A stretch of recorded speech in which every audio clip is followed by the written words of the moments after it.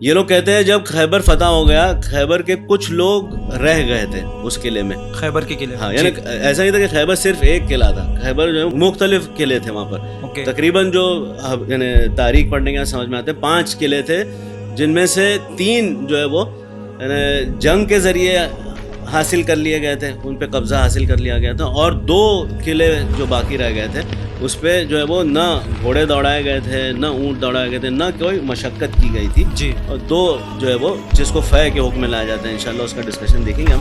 جو طبری نے نقل کیا، خیبر مسلمانوں کے لیے مال غنیمت بن گیا اور فدق خالصتاً رسول اللہ صلی اللہ علیہ وآلہ وسلم کی ملکیت بن گئی وہ 2 قلعوں کے ساتھ. جی. یعنی کیوں ہم خالصتاً لفظ استعمال کر رہے ہیں؟ کیونکہ یہاں پر کوئی جنگ نہیں ہوئی. یہ خیبر کی زمین حاصل کرنے کے لیے کوئی جنگ نہیں ہوئی، یہ پیسفلی حضور کے ملکیت میں جو ہے وہ آ گئی. یعنی سب سے پہلا کام یہ کیا کہ مسند خلافت پر آنے کے ساتھ وہ ہے کہ اہل بیت علیہ السلام کی جو فائنینشیل بیک بون تھی اسے توڑا جائے. ہاں، یعنی جس کے ذریعے حکومت جو ہے وہ چل رہی تھی. یعنی اب یہاں پر اگر آپ غور کریں تو اس سے مراد یہ ہے کہ یہ زمین جو ہے نا صرف جو ہے وہ ایک زمین کا ٹکڑا نہیں تھا جس کے لیے، یا کوئی فائنینشیل میٹر نہیں تھا جس کے لیے جو ہے وہ احتجاج ہو رہا تھا اور جس کے جو ہے وہ غصب کرنے کی کوشش کی جا رہی تھی، بلکہ یہ پورا یعنی حکومت کا دار و مدار تھا اس زمین پر. یعنی جو اس زمین کا حقدار ہوگا وہ حکومت کا